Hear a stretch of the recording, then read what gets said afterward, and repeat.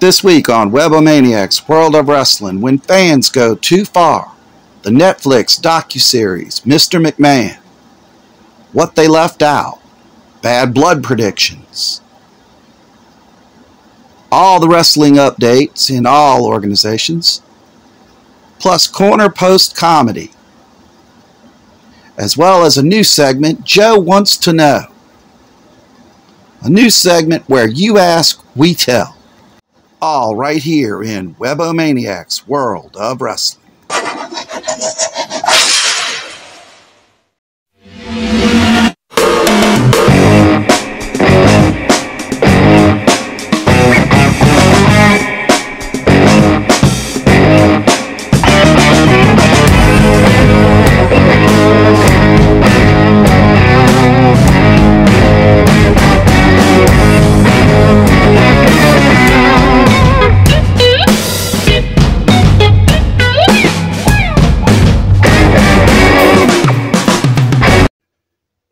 Welcome to WeboManiacs World of Wrestling. I am the WeboManiac, and I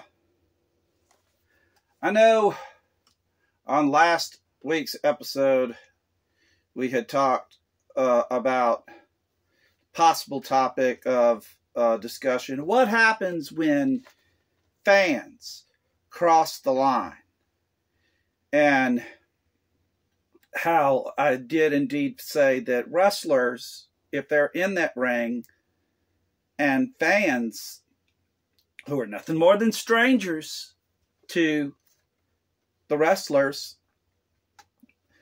even though they're egging them on, wanting them to cheer or boo, they are indeed still strangers. So you never know with what can happen and what the intentions are in the mind of a fan for what they see.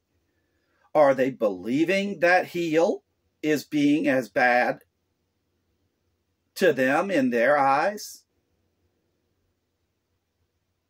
It's very possible. That just goes to show the performance art that these professionals play on that stage, in that ring, makes the impact it so desires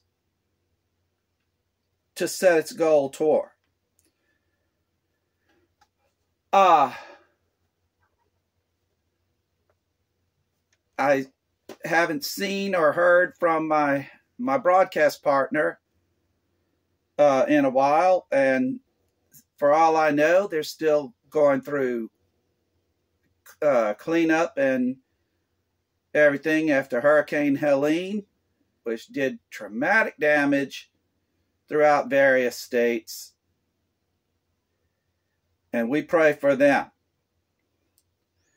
Now, I will say, as far as fans getting out of control, and there's a place that you're supposed to be. You're supposed to be in behind that guardrail. That's what that rail is for, is to guard you from any action that would spill out onto the floor. So if you're one of those fortunate individuals that happen to be having a ringside seat, you could have, I don't know, an elbow come flying at you out of nowhere if you don't have the smarts enough to actually get out of the way. It's just as simple as that. You know, Miyagi from the Karate Kid used to say, best defense, no be there. And that would be the best defense for a fan. If action starts spilling out into the arena area amongst fans, wrestlers are not supposed to touch fans. Fans are not supposed to touch wrestlers. When that happens, you're asking for what you get. You're asking for what you get as a fan. And usually the times that a wrestler does something that they shouldn't do to a fan, they are either fined or suspended. And that just goes without saying. I will say that that when you're pushing that envelope, when you got that sign, you can write what you want, so to speak. Although WWE in past have actually taken fans' signs because they got a little too graphic, a little too extreme, if you will, so it wouldn't be made for television. So certain signs got jacked, for lack of a better word, and we don't see opinions of the fans being spread through. Certain times, even events that have already been pre-recorded, fan crowd noise is either pumped in or over the top of, so that you do not hear what truly the fans are saying. So if you're paying attention to your fans, and you're a promoter, or you're the CEO of the company, pay attention to those fans. They're going to direct your company in one way or another. That's what I've got to say on that. And coming up on the other side of this break, I'm going to tell you my take on the Mr. McMahon Netflix docuseries.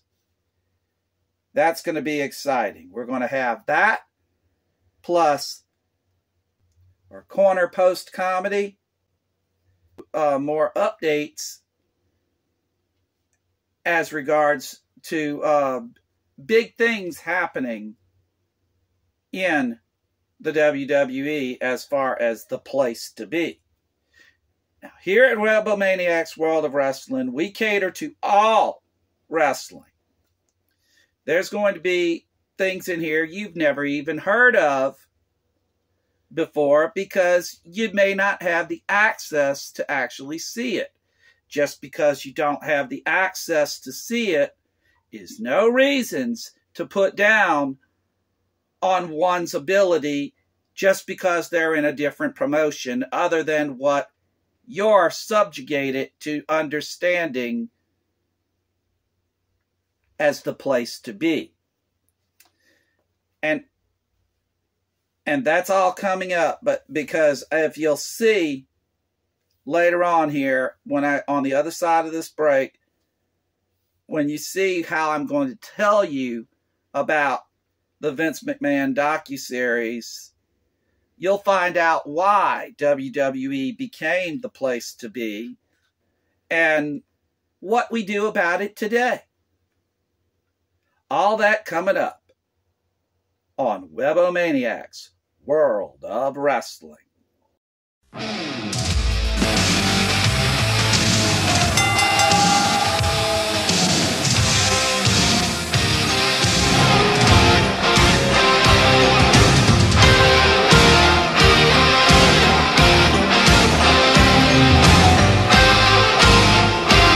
WeboManiacs World of. Welcome back, folks. I'm here now for this exclusive, never before talked about, a topic that today I'm going to give my personal take on the hottest topic in wrestling today, and that's the Mr. McMahon Netflix docuseries. Well, having watched all 6 episodes, and despite the ending when Janelle Grant filed her lawsuit against Vince McMahon, I'm of the opinion Vince McMahon played it safe, and I'm sure he knew what the edit crew would do with his words to be used against him later down the line. So I don't blame him. for ending the questioning and walking off at that given point. They said when this piece came out for you to read between the lines. Well, that's exactly what I did. And this piece was not a complete documentary, in my opinion. More positive points were intentionally left out about Vince McMahon. Because if you know wrestling, then you know Vince McMahon. And if you believe certain people like Mick Foley did what he did to his body, to his own body, and everything he did was to entertain you, then you got to believe me when I say Vince McMahon did everything imaginable and unimaginable to both get rich, stay rich, and entertain us. Let that one sink in for just a moment as till you see the comparison to what I just said. So what if it's true that the storyline once thought that he would impregnate his own daughter, Stephanie McMahon? Well, thought can't be convicted upon, folks, because the storyline never came to light. Why? Because it didn't do anything for the business. Vince is, was, and always will be a businessman. New horizons always seen. They play out. So if you want to know Vince and who he is, watch WWE. But you're only going to get the E side of Vince, the entertainment side of Vince. Well, the parts in this documentary from his rags to riches story, and he's just wanting to impress his father, only to be pushed away by his dad, as his dad just demonstrates tough love. Tough love to see what his son was capable of. That's why Vince Sr. put Vince Jr. on the announce team. Made him an announcer. Figured he was safer there than anything else. And don't lose sight, Vince was good on the mic. He was good at calling play-by-play matches because he knew what he wanted to see take place in that ring. So if you think about it, you're sitting beside the very person who would normally be in your ear telling you with what you should say. Whereas Vince did it alongside guys like Jesse the Body Ventura. Great commentary team. That's where I try to give Vince props on what he was able to do. I'll grant you, as it was happening, since we didn't have a full collection or a full, DVD collection of his capabilities, we down him. Everybody does that these days. When somebody's trying to do something in a job and somebody's trying to do it just a little bit better, all of a sudden the other person gets downed. That's what happened to Vince involving Jesse and his tell it like it is commentary that he wanted to do for color, because that's what color commentary is. Jesse provided the color, Vince provided the play-by-play. The jobs were done tremendously on both guys' part. Now, with success also comes more goals. McMahon, he wanted to first stop what could stop him by taking his program worldwide. Once this was accomplished, the WWE became the place to be. And that's why it's available in so many markets. It's available for you to see. Therefore, you're going to watch what you see as opposed to not knowing what else is out there. There's lots out there. And I'm going to show it to you coming up in my updates on the other side of this break. But we're going to continue right now when we talk about the WWE being the place to be. And this also further allowed for celebrities to get on board, like the Jerry Lewis MDA Telethon, and also Make-A-Wish for Kids, as well as various other nonprofit organizations, including recognizing cancer awareness. It's October, folks. Breast cancer awareness. Who helps you actually know that? Not just the news media, but also the WWE. They partner together with various groups. I think it's Susan G. Komen, if I'm not mistaken. And I mean, you know, they turn the ring pink for a certain point in time. I don't necessarily know if they're going to do that. It may happen within the next week or two. We'll just have to wait and see how that plays out. But you see, all this can't be done without compassion. And Vince shows that in these acts of awareness. Now, that documentary didn't tell you these things.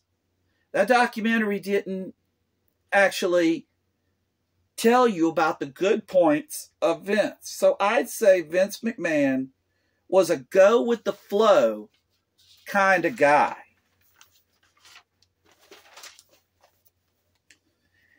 He was tough to convince on what you wanted, on what you wanted to see.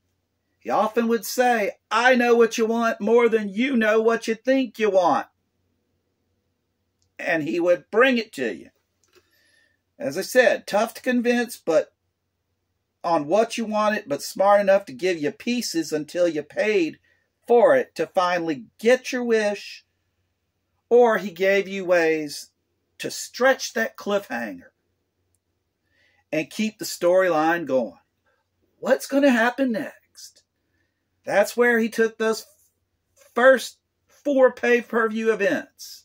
They're now calling them PLEs, but the gist of it is the same. The 4 major ones: Survivor Series, SummerSlam, Royal Rumble, WrestleMania. They all played their key part. So if there was 4 corners to the ring, those are your 4 corners of events. If you needed a Mount Rushmore of events, that would be mine, is those 4. I'd like to hear what yours are by writing me here at WeboManiac@yahoo.com. WeboManiac@yahoo.com.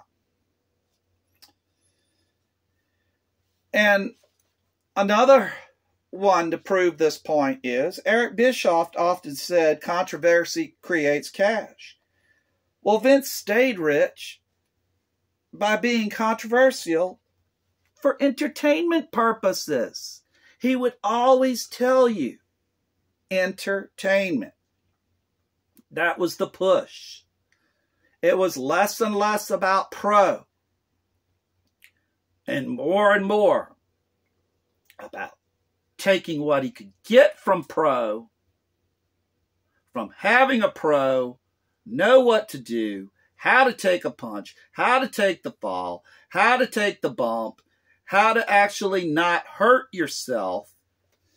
And that was another part in that documentary that I didn't write down here, but I want to just speak on it here, and that is the CTE aspect of Chris Benoit as to why he did what he did eventually, which was just horrible and things. And there's no linkage to that fact. As Vince said, Chris would do maneuvers and come down in a ring with a covering. Under the covering, 4-inch foam. Under that, boards to make for firmness to be able to stand and run. But when you took a hit, it was just like falling onto almost a mattress, if you will. So when we see that ring and you're taking hits and you're taking bumps and they're saying, oh, they're hitting hard, and you hear the thump like that, it's just a ricocheted of echo effect of what's there.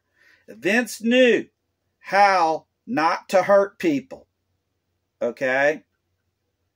And as long as people are going to keep on going with the convincibility of the reality that they see based on with what happened to somebody, say like Owen Hart, that was an unfortunate mistake.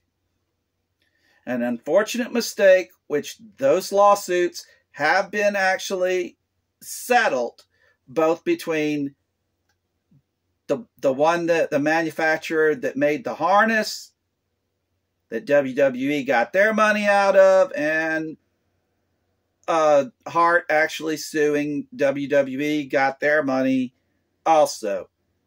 Offsetting penalties right there, and Owen Hart is no longer with us. That is unfortunate, but it did happen. But the only thing I will disagree with is the means to want to continue the show. For as only deep as they were into it, would it really have hurt to have given a refund of those sales and let those fans go home after thinking about with what just happened? But you see, Vince would want to keep it going. How long would he have to stay off the air mourning that death? Or something like that. That's why on TV, nobody likes dead air. Nobody likes dead air, or radio for that matter. There's always something being played on radio, and dead air just makes you be like a deer in the headlights kind of thing. So, do I really agree with Vince going on with the show? Conscientiously? No. Realistically, business-like-wise, the machine's got to grind. It's got to go on. And he made a tough decision, and that's all it was a decision. Did he make some people happy? Yes. Did he piss people off? Yes. And did he ever leave anything out? No. As I said, the imaginable and the unimaginable by what he let us see for entertainment value purposes on our screens. Just amazing. Vince did it all, including getting in the ring himself. Something his color commentator, Jesse Ventura, would always accuse him of never doing. of always having the one-upmanship on him because he was in the ring, but yet Vince wasn't. I can clearly state I've never really been in the ring to actually do a wrestling match, unlike my broadcast partner, Austin. I've wrestled my buddy Austin in backyard, just kidding around stuff. That didn't go so well for him, by the way. But I like you, Austin. You're my partner. Everything's cool, bro.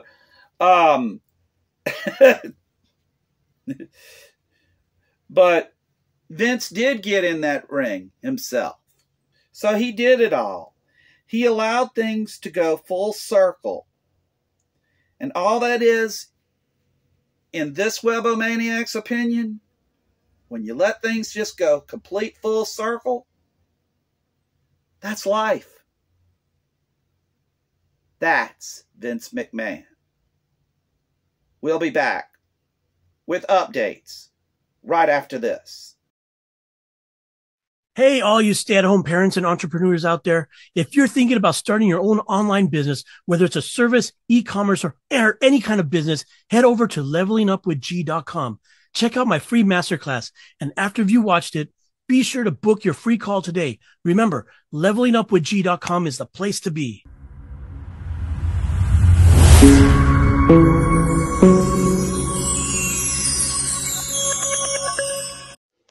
You're listening to WeboManiacs World of Wrestling. Hi again, folks. WeboManiac coming at you here with another update.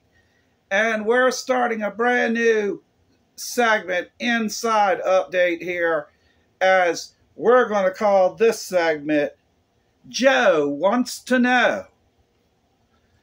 We're calling it that based on the average Joe out there that is indeed a wrestling fan just like ourselves. And I want your questions. You send them to me at WeboManiac@yahoo.com. This question comes to us and was asked, is it true that Hulk Hogan wrestled without facial hair? The answer is yes. Due to the Dungeon of Doom storyline that was given in WCW, Kevin Sullivan was the man that shaved those handlebars off of the Hulkster, shaved the mustache, where Hogan had multiple matches with the likes of one Billy Kidman, and he did it without his signature handlebars, only later to return in the form of the red and yellow, or so we thought, until that bash at the beach when he came out to help Kevin Nash and Scott Hall to form the NWO. Whose side is he on? You can still hear the brain screaming that one. Still a classic in this guy's mind. That's what Joe wanted to know. And Joe, you get your answer. Yes, indeed, he did wrestle, and it was only in the faction of the lead-up with the Dungeon of Doom that did indeed see Kevin Sullivan shave off the mustache of Hulk Hogan. Now, I'm happy to take your questions, as I'm a fan of all wrestling. Okay? It doesn't have to be WWE. You can ask me about AEW, the AWA, USWA, NWA, UWF, all of these past organizations. There's even a current organization in here called WOW, Women of Wrestling. Tessa Blanchard, Tully Blanchard's daughter, is actually the champion of that organization, which was founded by the very same people who gave you the likes of Glow, Gorgeous Ladies of Wrestling, back in the day of. So if you're happy that you want to see something like Gorgeous Ladies of Wrestling again, give WOW a look. And send me your questions to WeboManiac@yahoo.com. WeboManiac@yahoo.com. I'm WeboManiac. This is what Joe wants to know. When you find out your lazy coworker makes more money than you. When your crush finally calls you. I'm here to drink beer and hit stunners, and I'm all out of beer. They see me Rollins, they hatins. Feed me more, yay, Japanese food. Kane used to give me nightmares, now he sells insurance. When your mom makes you introduce your annoying cousin to your friends. Let's see what Rollins is up to on Twitter. Oh, my eyes! I'm burning! Can't unsee it! Ah! When your alarm clock wakes you up from that deep sleep. Girl, seriously, that top with those shoes? When I hear the Shield theme, it's like shit's going down. Home Alone! Ah!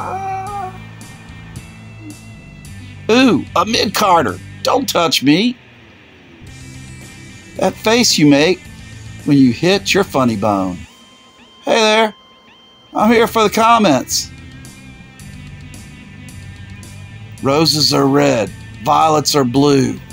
You seem to have forgotten. I'm not finished with you. That awkward moment when Andy upgrades his toy collection. And so once again, the day is saved thanks to the Powerpuff Girls.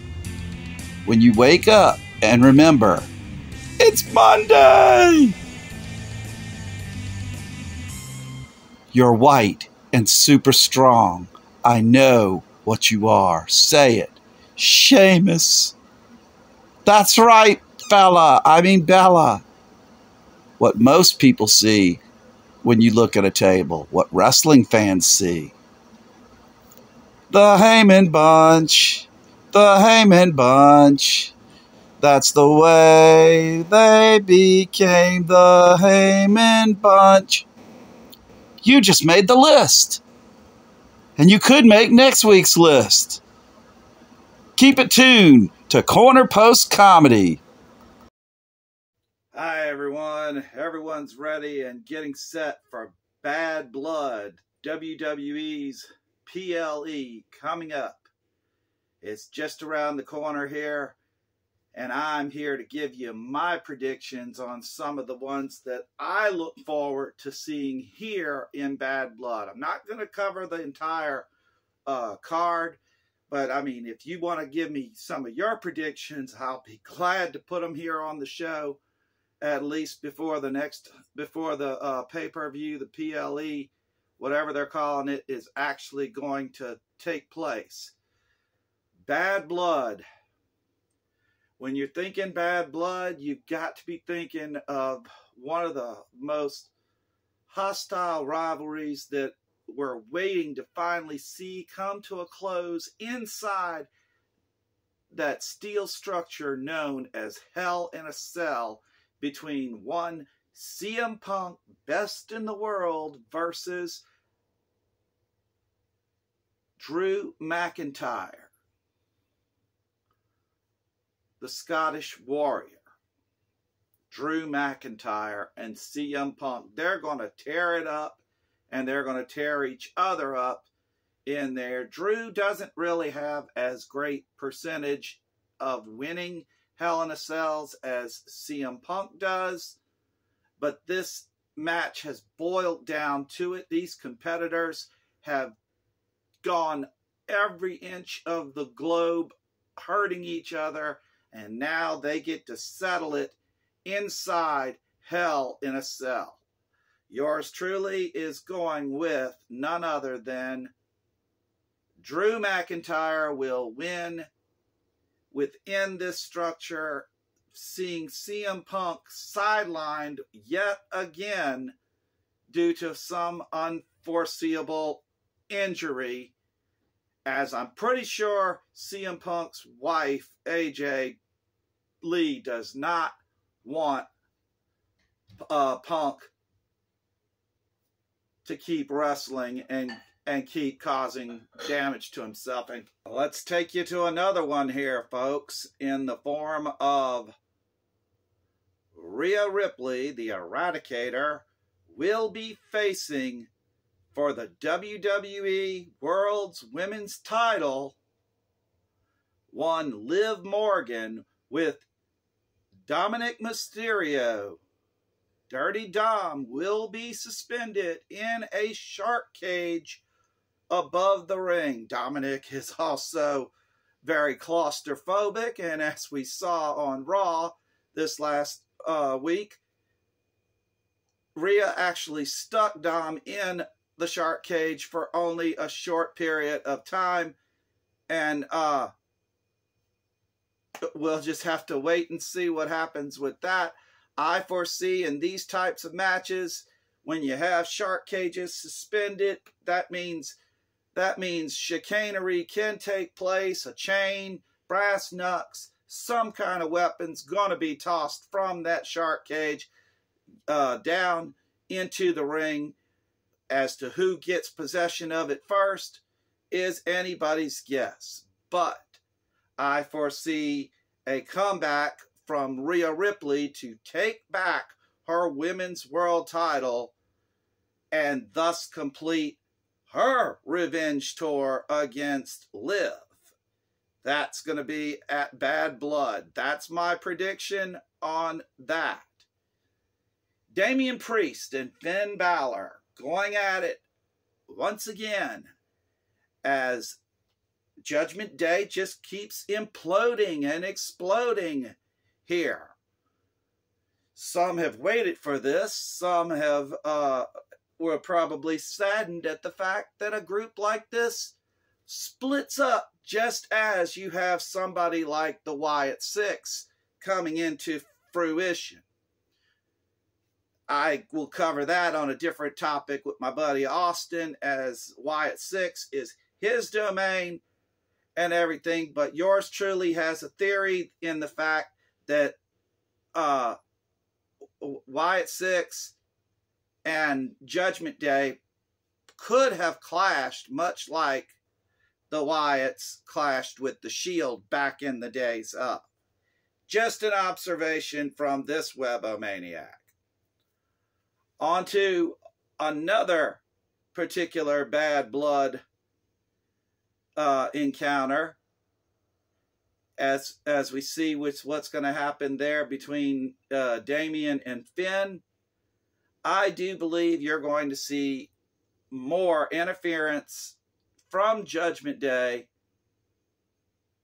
and thus Damian will get the win in that one. Also, on the other side with the SmackDown, as we have Cody Rhodes defending the World Championship, the Undisputed World Championship, against actually nobody, because he's not defending. He's in a tag encounter with none other than the man he took the title from, Roman Reigns. And after explaining to his partner from long ago, Randy Orton now understands why Cody is with Reigns, but he still doesn't like the fact that there could in fact be some sort of a trap set. Yours truly feels that as they're still wanting to gear up in some form or fashion, folks, The Rock has got to make some kind of an appearance in this facade.